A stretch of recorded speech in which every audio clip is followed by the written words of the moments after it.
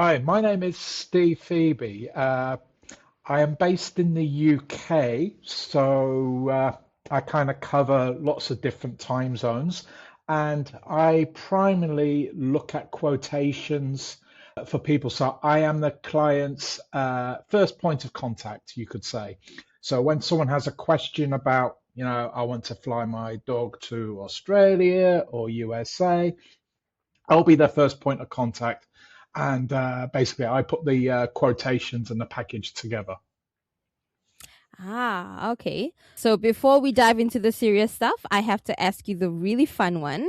What is one thing pets do better than humans when it comes to travel? Complaining, they don't complain. Okay, that's completely fair. Okay, now Yeah. here's a question I feel like a lot of people watching this are probably already thinking about. You're the first person pet owners speak to when they reach out to Ferndale. You handle inquiries, you understand what people need, you walk them through their options. So, what's the very first thing you tell someone who has never relocated a pet before that has absolutely no idea where to start? Well, the important thing is basically how they want to get their pets there. I mean, there's many different factors of where they're going from, where they're going to, and how they're going to get there. So, for example, let me just say the most common route going to the UK from Hong Kong or Singapore. Now, you can go as cargo, or you can go along with your pet to the EU and then across. Every country has a different entry process. The EU is a little bit more uniform, but other countries have their own rules and regulations. And then on top of that, you've got airlines as well. And then it's also the exit process from the country that you are currently in. So it is kind of complex. But I think the main thing is the type of pet they got, the size, and then where they are going to. Those are the key things. Mm, Obviously, the bigger the dog, right. the more expensive it's going to be. Whereas cats tend to generally be the same size. Okay. All right. That's really helpful. So once you understand what someone needs, how do you figure out the right solution for them? Because I imagine every case is different, as you mentioned. Yes, every case is different because once you've established, the dog, the size, where they're going to, also the other thing is the breed. Not such a big deal for cats because there's, apart from the British short hair and the other ones with a flat nose, but the dogs, there are various different dogs, as you know, and some with the extreme flat nose, some not so much. But also, you've got what we would call, we don't call them fighting dogs anymore. We would call them the strong dogs. And, certain countries, for example, the XL bully, which has been in the news a lot lately, uh, certain countries will just flatly not allow access into the country of that breed, or you might have the airlines that just will not allow the breed. So it's breaking it down further along. It's a little bit more complicated for dogs compared to cats, but yeah, but those are the scenarios. Okay. So it's really never one size fits all kind of situation, right?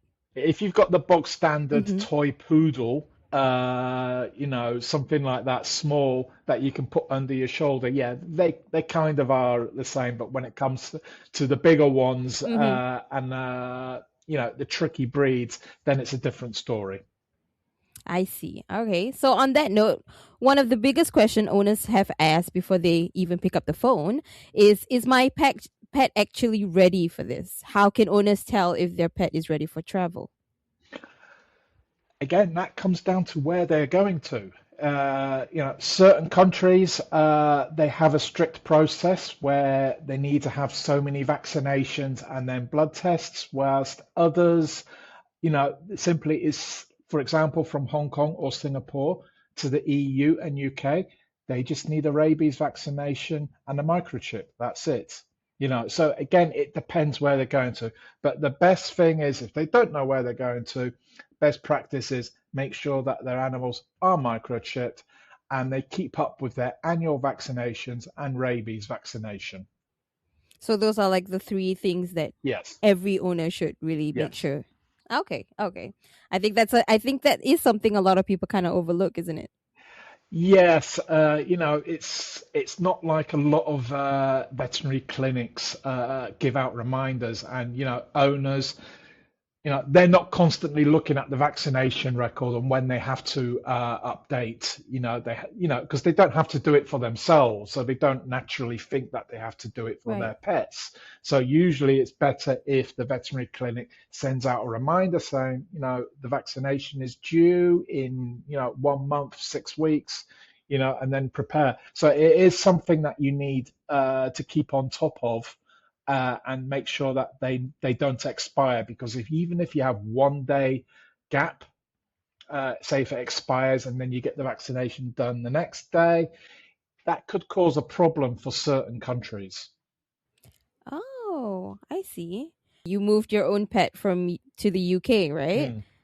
So what was that experience like for you, especially knowing everything that you know from your job? Well, it's a lot more stressful for my wife than it was for me, basically because I knew what was going Right, on. right, yeah. Uh, but yeah, but we had to take the long trip via Finland, so from Hong Kong to Helsinki, which was around about 14 hours or something. And basically, Alan, our driver in Hong Kong, was there to collect. I mean, I don't know that we have a YouTube video of the process of our dog Ellie when she gets into the crate and she gets into the van, then she's transported to the airport, etc. And you can see her behavior, what she was like in the airport. She was whining and everything because she saw us and she wanted to be with us, but then she calmed down again afterwards. I did put like an Apple, one of those Apple Air AirTag tags, things yeah, right. in the bottom. I duct taped it to the bottom of the floor very hard, so and then the bedding was on top, just to give some reassurance, saying, okay, I can see the crate's been moved to the aircraft and it's now on the aircraft. And then when you land at the destination, you can see, okay, they arrived, they're in Helsinki.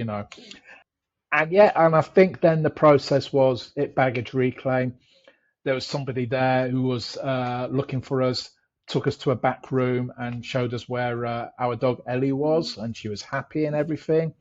That's sweet. Uh, and yeah, I mean, she kind of understood. It's like she understood the process, understood what was going to happen, and just took it in her stride. And then when we got to the final airport, Amsterdam, and then we had to take a long road trip to the northeast of the UK. She was just there in the back seat, wagging her tail, grinning, No. taking it all in, and just loved it. It's like a new experience. You could say it's similar to when a human goes traveling. They go to a strange country and they're curious and they're looking around everywhere and taking it all in, absorbing it all in. So yeah, I mean, that's how it went for us, and she's still loving it over here in the UK. But now looking for squirrels in the trees instead of monkeys. Oh, that's Yeah. so sweet. But what about you? Like, how did you really personally feel for it? Knowing the process, did that help you in Yeah, any it way? did. Yeah, obviously, because I knew I had to keep explaining to my wife, Jackie, that, it's okay. She'll be fine. We Hmm. just need to do this and we just need to do that. Here's the paperwork, and, with it going to the EU and then to the UK, it's quite an easy, straightforward process once how everything is done. Uh, but yeah, it's fine. It's straightforward, and that's it. It was an adventure, a journey, you could say. It was very exhausting for us, to do like a long haul flight and then another flight and then a very long Right. road trip. But then again, the cost saving was substantial because we do have a medium to large size dog. If we sent her cargo, the price difference would equal a couple of vacations. So, it is a big price difference. You have that inconvenience for, doing such a long trip, but it's down to the owner's preference how they want to do it, but it is a big cost saving when it comes to medium to larger size dogs. I see. So, do you think that going through it yourself, do you think it changed the way you approach things with clients? Yeah, I can empathize a bit more with them, basically, what they're going to go through, how it's going to feel. And quite with a lot of clients, I always welcome Zoom calls so I can have face to face with prospective clients and just basically Ah, talk the experience, how it's going to go, how it's going to feel. And it just gives that bit of reassurance, basically, rather than just right. you know, uh, a black and white email message on Outlook. Have a Zoom call does give that little Mm, bit more of a human touch to the process. yep, definitely. I agree. I agree to that. All right, so we're gonna shift a bit Okay. here. You've been in the industry for a while now, right? So what's changed the most in pet travel over the years? What's changed the most? Well, we have the Brexit doing, the separation of the rules between Britain and the EU, and we've had the very large increase of airline freight rates. Mainly that started with COVID, went up because of COVID, and then really hasn't come down that much since then, really. So, those very high air freight rates are still there as a hangover from COVID. And that's been one of the big changes as well. And also, a lot of airlines, especially on the American side, that stopped accepting pets during COVID have not begun to take them again. So, like United Airlines, for example, when we used to send to the US, it was quite simple with United Airlines from Hong Kong. They've stopped it now, and now there are no US carriers that will accept pets out of Hong Kong to the US. So we're having to use other routes. There is Cafe, but Cafe is substantially much more expensive than the EU counterparts. But some people like Cafe because it's direct, it's one flight, there you go, straight away. Whereas if you go via the air like Lufthansa or KLM, you have to stop in Europe, wait, and then take another long haul flight to get to the destination in the US. So, you know, that's been some of the biggest changes, mainly from the airlines, making it just a little bit more challenging and a bit more expensive than what it was before COVID. That's wild how much has shifted. All right, this is one of my favorite questions. You talk to pet parents every single day, so you probably run into the same misconception over and over. What's one myth about pet travel that you would love to correct once and for all? One myth. Uh, hmm. A lot of people seem to think that flying pets in the summer is a big no-no, and there is an embargo everywhere. I do get it a lot. The summer embargo is mainly towards the flat nose breeds. So, for example, Lufthansa, won't accept them. And then sometimes a lot of these flat nose breeds, they cannot move during the summertime. We have to wait until the winter time. But a lot of people seem to think that reflects on all breeds across the spectrum, which is not so. So that is one myth. Basically, I get asked quite a lot, and I have to say, no, no, you got a regular dog with a regular nose, a regular snout, or your cat is a regular cat. We can ship them any time of the year. Especially with Hong Kong, everything's air conditioned. The transportation's air conditioned.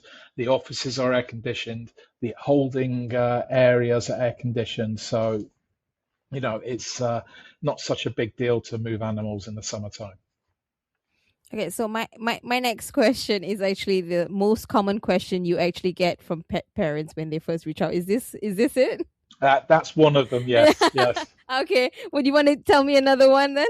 Another one, especially this is for Hong Kong because pets can only come into Hong Kong via cargo. So we do get a lot of people seeming to think that you know they can fly with their animal in cabin to a certain point, so like say Taiwan or somewhere close by, and then just do a short hop in cargo. And it's like, no, cannot be done. we have to stick with the government rules, and it has to be followed. But that is one I get asked quite a lot, where people think there is a loophole, but it's not a loophole. It just doesn't exist. But it's people trying to find it, and I get asked that quite a lot. I see. Okay, here's another one. Where do you see pet travel heading in the next few years? Are there any changes or improvements you're excited about? I expect the what's called the BOAS program, which has recently been rolled out by IPATA to help airlines accept snub-nosed pets. So, for example, Emirates now accept this. Finally. Yeah, Mm-hmm. Qantas accept it. Cathay on certain routes accept it. Not on all. Only two or three routes they accept it. But we're hoping this will get rolled out and be accepted by more and more airlines, just to give them the reassurance. The problem with the snub nose is obviously they're more higher risk at transporting.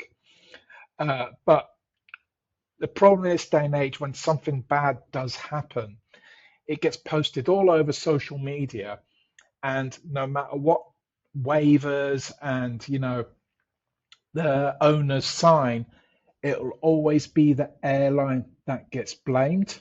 I'm not saying that anyone else should be blamed, but it's always the airline gets blamed, and they get the bad publicity, and they don't like that. They don't want that. So basically, that's why they're a bit hesitant to accept the snub nosed breeds, because if something happens, no matter what's in place, no matter what, people won't see the entire story. They'll just think it's the airline's fault. They mistreated the animal, and then, excuse me, the airline gets bad press. So hopefully, this BOAS will be a new way of to assist airlines to make these breeds that are loved and cherished by a lot of owners to be more acceptable and to be less of a challenge to move around. Hmm.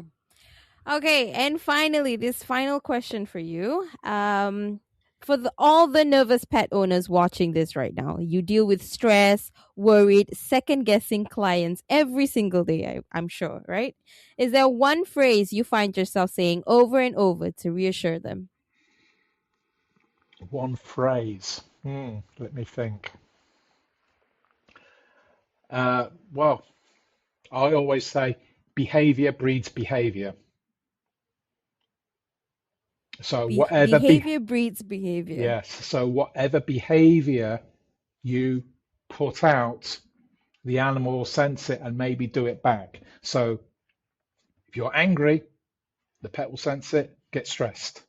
If you're happy, they'll sense it, they'll be happy. So if you're anxious and stressed, the animal will sense it and they'll be anxious and stressed. So behavior breeds behavior. So Wow. yeah, so it works for humans as well as animals. So, but yeah, Wow. so it's always, when it comes to traveling, you're at the airport and everything, just remain calm. Don't faff over the dog. Don't stress him. Oh, is he okay? Has he got his toy? Has he got this, that? But don't do that. Just act as if you're just taking him for a walk down the road or something like that. Just don't try not to project that stress and anxiety that you are feeling yourself, because your pet will feel it and they'll sense it and they'll get stressed and they'll get anxious as well. So yeah, that's the one. I love that. I absolutely love that. Mm. All right, Steve, thank you so much for being here today. Yes, thank you. Thank you. Thank you so much. And for everyone watching, if you're planning to travel with your pet and don't know where to start, definitely check out Ferndale Pet Travel. Links are in the description, and we'll see you next time.